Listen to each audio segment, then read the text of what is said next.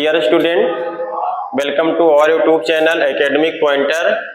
आज हम अकार्बनिक रसायन यानी रासायनिक बलगतकी के पार्ट 4 चैप्टर 3 है रासायनिक बलगतकी का पार्ट 4 जो चलेगा, आज हम उसको लेकर के आए हुए हैं।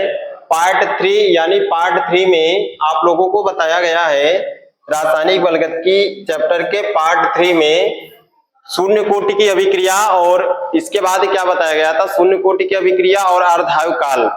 तो आज हम पार्ट 4 में बताएंगे आपको कि शून्य कोटि की अभिक्रिया और अर्धायु काल में संबंध। फिर इसी में हम आपको बताएंगे प्रथम कोटि की अभिक्रिया का व्यंजक। तो पार्ट 3 में लास्ट टाइम में बताया गया था कि शून्य कोटि की अभिक्रिया और अर्ध आयु काल, शून्य कोटि की अभिक्रिया और अर्धायु काल बताया गया था।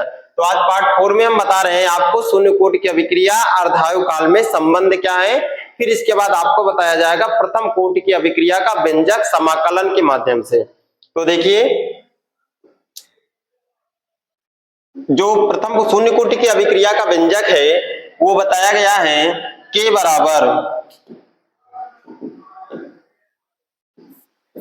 बराबर R not minus R upon T। ये शून्य कोटि की अभिक्रिया का व्यंजक है K बराबर R not minus R upon T। ये शून्य कोटि की अभिक्रिया का व्यंजक है। और हमने आपको अर्धायु काल बताया था कि जो कोई भी रासायनिक अभिक्रिया है वो विघटित होकर अपनी प्रारंभिक सांद्रता या प्रारंभिक सांद्रण या प्रारंभिक मात्रा का आधा रह जाता है तो उसे अर्धायु कहते हैं, और जितने समय में वो आधा बचता है उसे अर्ध आयु काल कहते हैं। वो टाइमिंग होता है, तो ये से हम अर्धायु काल बोलेंगे। तो प्रथम को शून्य कोटि की अभिक्रिया, शून्य कोटि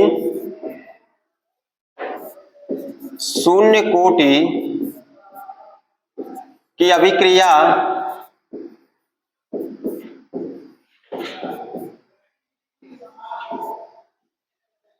तथा अर्ध आयु काल में संबंध। अर्ध आयु काल में संबंध, ये शून्य कोटि की अभिक्रिया तथा अर्धायु काल में संबंध क्या है, कैसे इस संबंध को डिनोट करेंगे, इसका एक फार्मूला लास्ट में आता है, उसी को हम क्या करेंगे, प्राप्त करेंगे। तो शून्य कोटि की अभिक्रिया का जो व्यंजक है वो ये हमने ऊपर लिख दिया है। और अर्ध आयु काल यानी आधे समय में वो अभिक्रिया कितनी वियोजित हो जाती है और वो अभिक्रिया कितनी बचती है, आधे समय, ओनली आधे समय में। तो इसका क्या होगा कि जैसे कि कोई भी रासायनिक अभिक्रिया है, यह बताया गया था कि जो R नॉट होता है वो होता है प्रारंभिक सांद्रता या प्रारंभिक सांद्रण, प्रारंभिक सांद्रता, और जो R होता है ये बची हुई मात्रा होती है, बची हुई सांद्रता, और जो T होता है वो समय होता है, टाइम, समय। लेकिन यहां पर क्या है, जो अर्धायु काल होगा T बराबर हो जाएगा T हाफ। जैसे कोई अभिक्रिया है, ये R कोई अभिक्रिया है और ये P उत्पाद बनाएगा, तो इसकी जो प्रारंभिक सांद्रता होगी वो प्रारंभिक सांद्रता जो हो जाएगी वो T बराबर 0 पर, T यानी जब समय स्टार्ट नहीं है, T बराबर 0 पर अभिक्रिया जो होती है, अभिक्रिया का जो अभिकारक होता है वो R नॉट होता है, R नॉट। और जैसे ही अभिक्रिया शुरू हुई और होने के बाद वो लास्ट में जो बचता है वो हो जाता है R नॉट से क्या बन जाता है, R में परिवर्तित हो जाता है। R नॉट से R का मतलब है कि कुछ रासायनिक अभिक्रिया बच गई यानी खत्म नहीं हुई, तो कुछ हो गई और कुछ बच गई, उसी का रिलेशन हम इसमें देखेंगे, लेकिन हम आधे समय में देखेंगे, अर्धायु काल में। तो जैसे कह रहा है कि कोई भी रासायनिक अभिक्रिया, देखिए डेफिनेशन के माध्यम से, कोई भी रासायनिक अभिक्रिया विघटित होकर के या वियोजित होकर के अपनी प्रारंभिक सांद्रता का, इसी बात को समझना है कि प्रारंभिक सांद्रता का मतलब होता है मल्टीप्लाई, ये आधा रह जाए, ये 1/2 का मतलब गुना 1/2 रह जाए यानी बच जाए, वो हमारा क्या हो जाएगा, आर हो जाएगा। ये क्लियर हो गया और डेफिनेशन के माध्यम से मैंने इसको प्राप्त किया। कोई रासायनिक अभिक्रिया वियोजित होकर के, विघटित होकर के अपनी प्रारंभिक सांद्रता यानी R0 होती है प्रारंभिक सांद्रता, इसलिए पहले लिख दिया गया है कि R0 होती है प्रारंभिक सांद्रता का आधा बच जाए गुणे 1/2, तो बच जाए यानी R जो हो गई वो बच गई, ये लिखा ना बची हुई सांद्रता, तो जो R हो जाएगा वो R0/2 के क्या हो जाएगा, इक्वल हो जाएगा, R बराबर R0/2 के क्या हो जाएगा, बराबर हो जाएगा, और T जो हो जाएगा वो T हाफ के बराबर हो जाएगा, ये 1/2 T 1/2, ये T हाफ को हम अर्ध आयु काल कहेंगे, और R जो बची हुई मात्रा है वो प्रारंभिक सांद्रता का आधा बच जाएगा और आधा विक्रिया खत्म हो गई। तो अब आइए इसमें हम पुट करते हैं, इनका रिलेशन चेक करते हैं। जैसे क्या है K बराबर या T हाफ बराबर R0 प्रारंभिक सांद्रता, इसको इसी तरीके से लिखेंगे, माइनस R का मतलब होता है बची हुई मात्रा, बची हुई मात्रा जो है वो R0/2 हो जाएगा, R0 अपान क्या हो जाएगा 2 अपान क्या हो जाएगा T हाफ। ये अब क्या है T बराबर, सॉरी ये K हो जाएगा, ये K है, और ये यहां पर हो जाएगा K,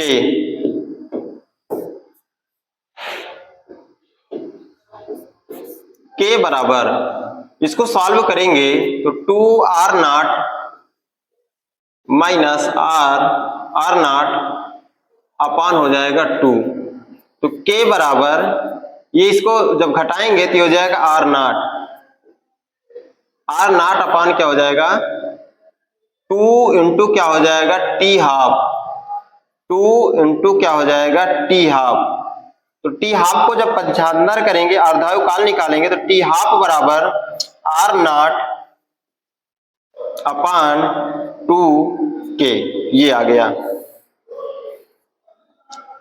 T हाफ बराबर R0 अपान 2K, ये शून्य कोटि की अभिक्रिया और अर्धायु काल में संबंध, ये बहुत ही इंपॉर्टेंट है, कभी कभी डेरिवेशन के लिए दे देता है कि शून्य कोटि की अभिक्रिया क्या है और शून्य कोटि की अभिक्रिया तथा अर्धायु काल में संबंध। तो शून्य कोटि की अभिक्रिया तथा अर्धायु काल में संबंध जो है T हाफ बराबर R0 अपान क्या हो जाएगा 2K, जहां T हाफ जो होता है यहां लिख देते हैं, जो T हाफ है वो अर्ध आयु काल,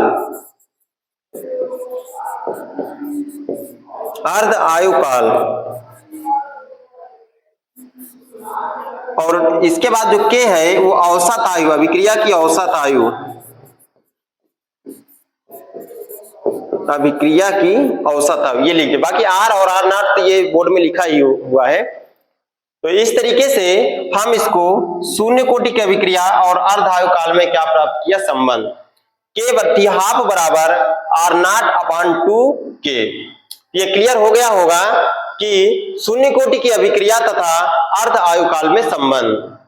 अब इसके बाद आता है प्रथम कोटि की अभिक्रिया। प्रथम कोटि की अभिक्रिया का व्यंजक, पहले प्रथम कोटि की अभिक्रिया है क्या, प्रथम कोटि की अभिक्रिया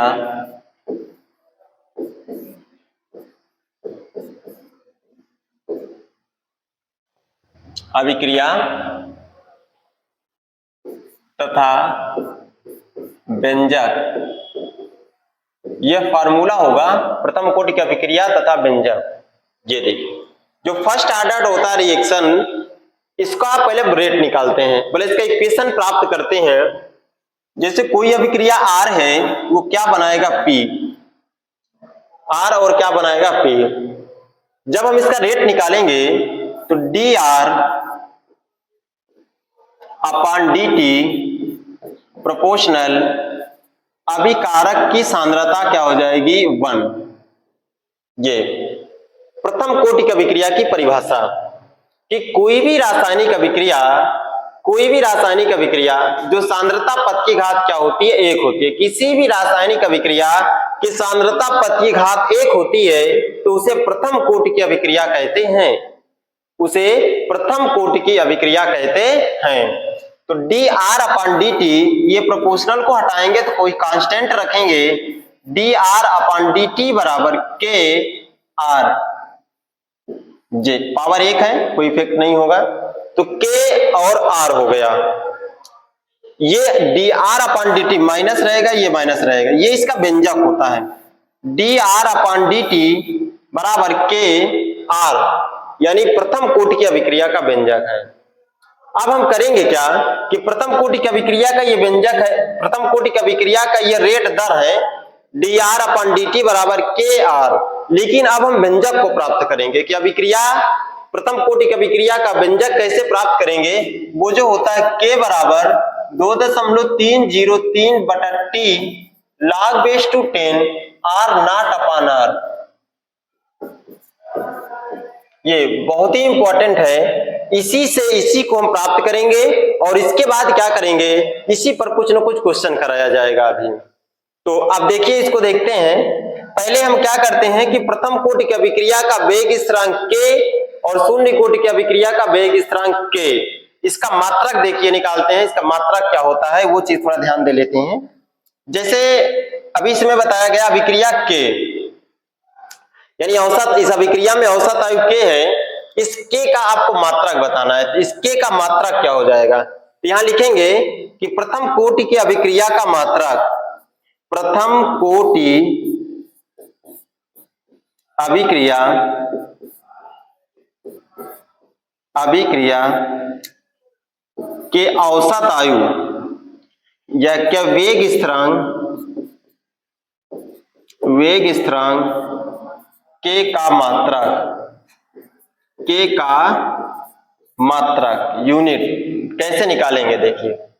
जैसे ये दिया हुआ है dR/dt बराबर K अभिकारक की सांद्रता R। हम K का मात्रक निकालेंगे, क्या लिखेंगे, अब वेग स्थिरांक K का मात्रक बराबर dR अपान अभिकारक के सांद्रता R अपान क्या हो जाएगा dt, समय अंतराल। ये है सांद्रता, ये सांद्रता का साइन होता है, उसमें सांद्रता परिवर्तन, अभिकारक की सांद्रताओं में परिवर्तन और बटा अभिकारक की सांद्रता। तो सांद्रताओं में परिवर्तन और सांद्रता ये दोनों कट जाएगा, या इसका लिखिए सांद्रता का मात्रक होता है मोल प्रति लीटर,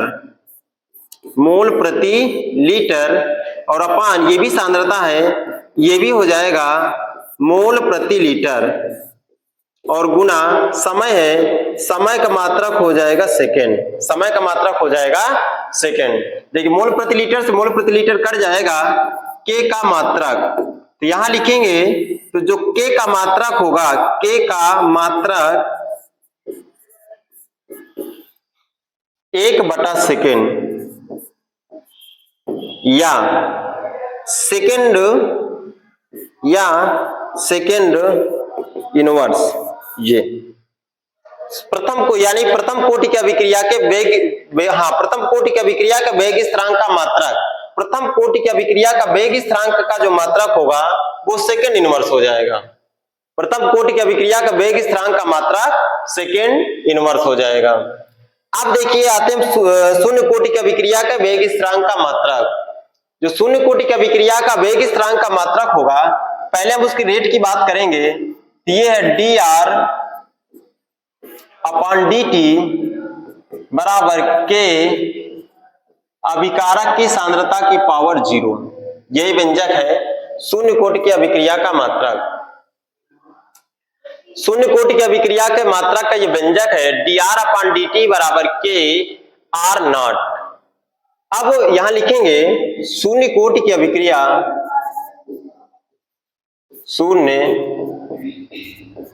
शून्य कोटि की अभिक्रिया के वेग स्थिरांक का मात्रक, ये उसका मात्रक क्या होगा,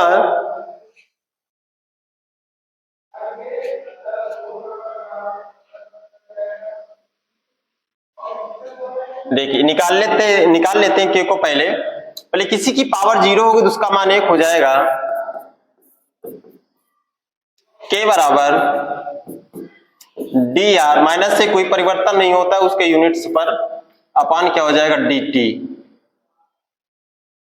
डी आर अपान क्या हो जाएगा डी टी जे। तो अब के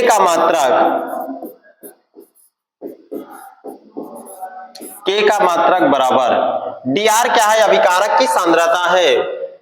डी आर क्या है, अभिकारक की सांद्रता है, और सांद्रता का मात्रक होता है मोल प्रति लीटर, मोल बटा लीटर गुना समय का हो जाएगा सेकेंड, मोल प्रति लीटर इंटू सेकेंड। तो फिर हम इसको ऊपर जब ले जाएंगे ये होगा के का मात्रक mole litre inverse second inverse, mole litre inverse second inverse. ये शून्य कोटि की अभिक्रिया के वेग स्थिरांक का मात्रक है, शून्य कोटि की अभिक्रिया के वेग स्थिरांक का मात्रक है के का मात्रक mole litre inverse second inverse. या इस तरीके से हमने आपको शून्य कोटि की अभिक्रिया के वेग स्थिरांक का मात्रक बताया और प्रथम कोटि की अभिक्रिया का वेग स्थिरांक।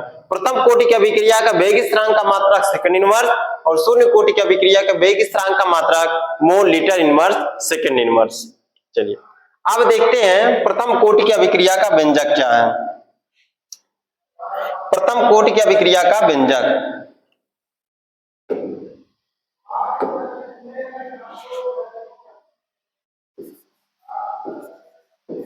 प्रथम कोटि की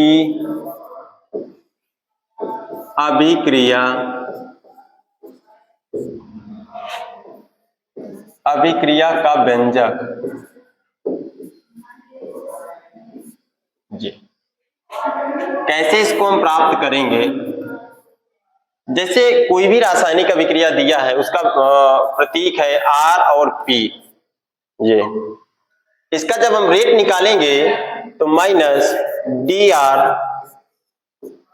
अपॉन डी टी प्रोपोर्शनल अभिकारक की सांद्रता 1 minus d r upon d t बराबर के आर। ये अब हम आर को इस साइड लाएंगे, डी टी को उस साइड ले जाएंगे, थोड़ा पक्षांतर करेंगे। ये डी आर अपॉन आर बराबर के डी टी जी। अब करेंगे क्या, हम दोनों साइड इंटीग्रेशन करेंगे, इधर dt का t के सापेक्ष करेंगे, इधर dr का r अभिकारक की सांद्रता r के रिस्पेक्ट में इसका इंटीग्रेशन करेंगे। तो दोनों पक्षों का समाकलन करने पर यहां लिखेंगे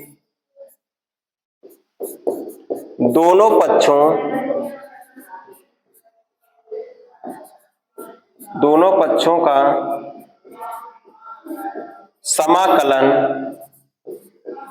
करने पर ये समाकलन का साइन लगेगा माइनस डी और upon d r, d r upon r बराबर के डी टी। अब देखिए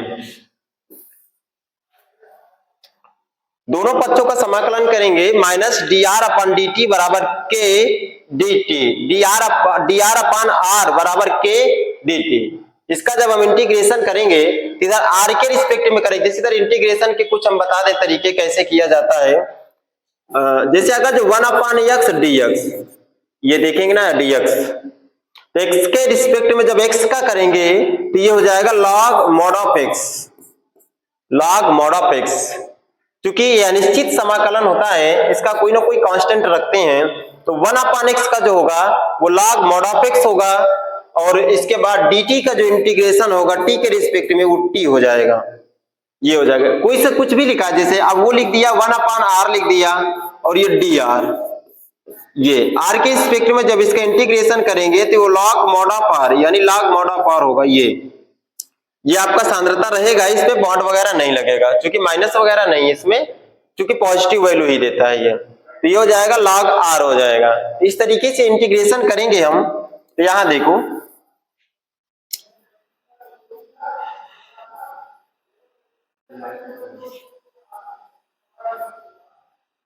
जी माइनस dr/r, तो इसका इंटीग्रेशन होगा माइनस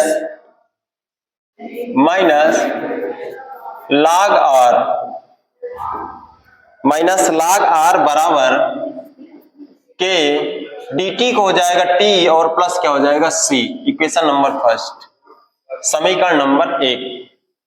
अब करेंगे क्या, यहां t बराबर 0 पर, r बराबर जो हो जाएगा वो r0 हो जाएगा। r बराबर क्या हो जाएगा, r0। t बराबर 0 यानी अभिक्रिया जब शुरू नहीं हुई थी उसका जो बची हुई मात्रा थी वो अब प्रारंभिक सांद्रता r0 में कन्वर्ट हो जाएगी। तो r बराबर क्या हो जाएगा, r0। अब हम रखेंगे, यहां पुट करेंगे समीकरण 1 से। समीकरण 1 में t तथा r का मान रखने पर देखिए, रखिए माइनस लॉग r0 हो जाएगा बराबर k गुना 0 प्लस c, तो c बराबर हो जाएगा माइनस log r0। ये अब c का मान समीकरण नंबर 1 में पुट करेंगे। c का मान समीकरण 1 में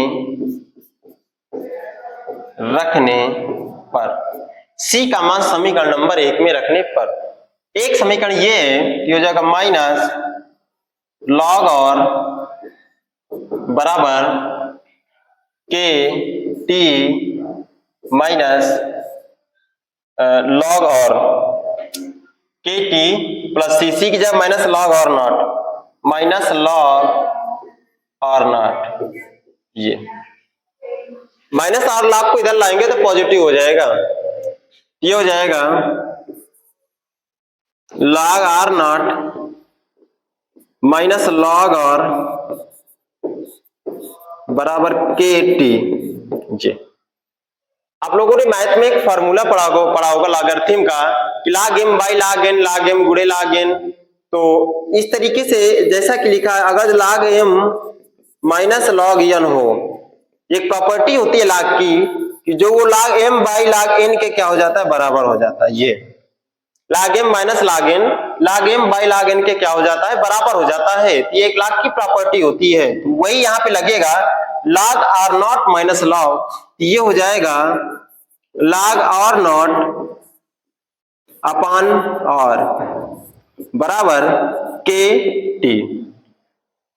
अब सुनिए, अब ये यहां तक प्राप्त किए हम, तो अब इसको थोड़ा सा क्या है कि बेस की 10 log r0 अपान r बराबर के टी, तो इसकी बेस की 10 log बेस के इस मान को सरल करने के लिए एक कांस्टेंट वैल्यू होती है, कांस्टेंट नंबर होता है, ये log बेस की 10 बनेगा, इसमें हम 2.303 का मल्टीप्लाई करेंगे। तो ये 2.303 का मल्टीप्लाई करेंगे, ये हो जाएगा के टी बराबर 2.303 log बेस की 10, ये r0 अपान क्या हो जाएगा r, यानी log के मान को सरल बनाने के लिए, सहिष्ठ बनाने के लिए कांस्टेंट वैल्यू 2.303 का मल्टीप्लाई कर देंगे। तो अब इससे हम क्या निकालेंगे, k, तो k बराबर 2.303 अपान टी log बेस की 10 r0 अपान क्या हो जाएगा r, ये सिद्ध हो गया। ये बहुत ही इंपॉर्टेंट है।